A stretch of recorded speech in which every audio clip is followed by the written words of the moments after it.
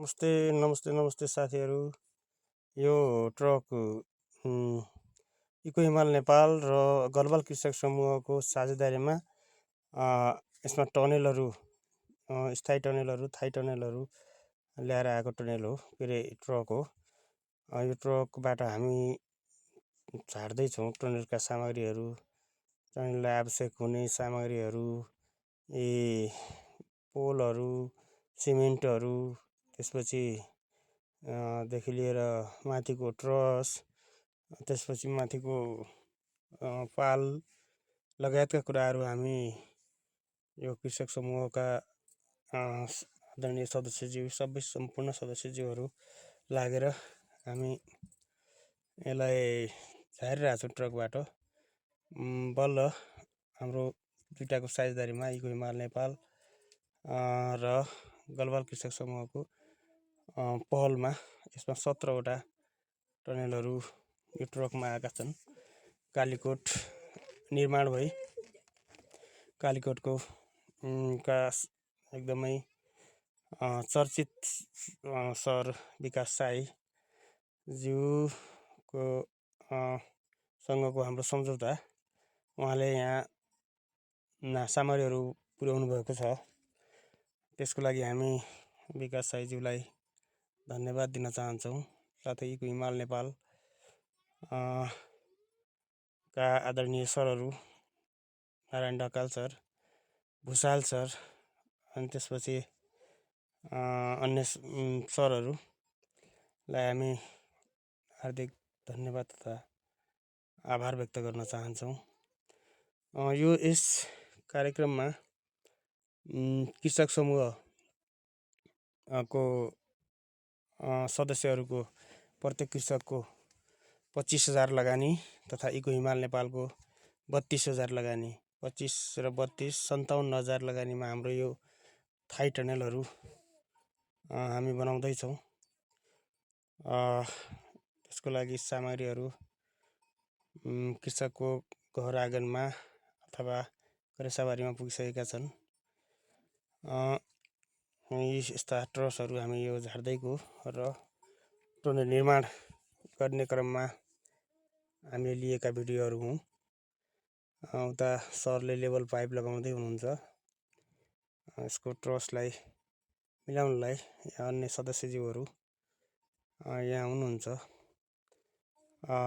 यसो कार्यक्रम हाम्रो करिब आज हामी 17वटा टनेलहरू, अब कति दिन लाग्छ, 17 दिनवटा टनेलहरू हामी निर्माण गर्नेछौँ। हाम्रो उद्देश्य आत्मनिर्भर बन्ने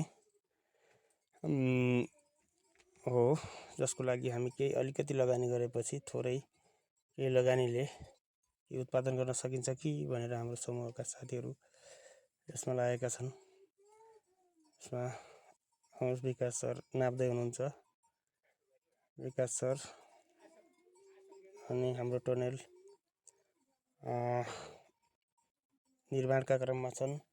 यसमा केही तपाईहरूलाई लाग्छ, मनमा केही लागेको छ भने तपाईहरू कमेन्टबाट यसको जवाब दिन सक्नुहुनेछ।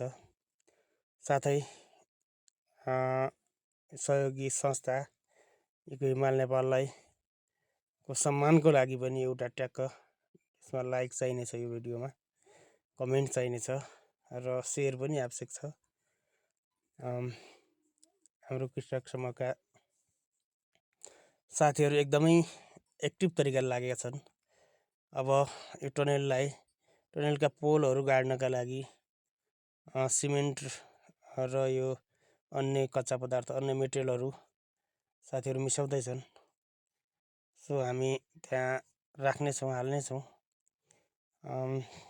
ल साथीहरू, यो मकै बारीमा पनि हामीले मकै काटेर भए पनि हामीले यो टनेलहरू हालेका छौँ र यो टनेलको लागि यो माथि पाल च्यातिन्छ भनेर यसको लागि डोरीले पनि बान्नु पर्दो रहेछ।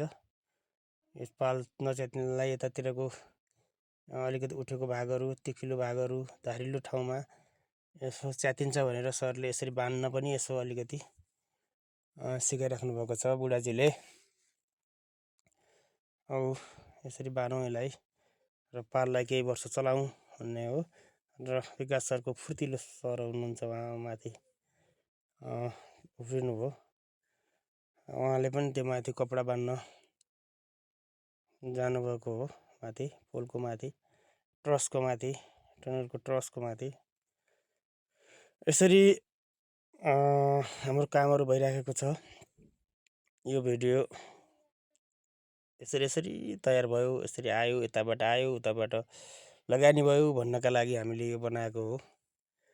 सरले अब अन्तिम चरणमा फाल्ने क्रम छ सरको। निर्माण भएर पनि ट्याक्क माथि फाल्दै हुनुहुन्छ। पाललाई अड्याउने त्यहाँ क्लिप लाएर भन्ने छ, सरले लाउँदै हुनुहुन्छ, सिकाइराख्नु भएको छ। अब यस्तै हो।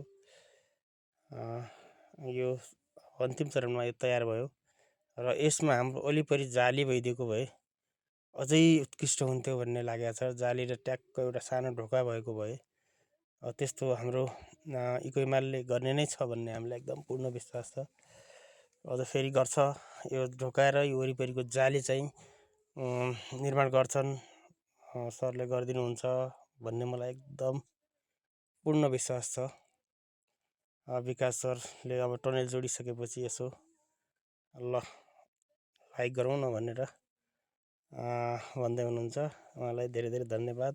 उहाँको टिमलाई, इकोहिमाललाई, गलवाल कृषक समूहलाई, सहयोगी हातहरूलाई धेरै धेरै धन्यवाद छ।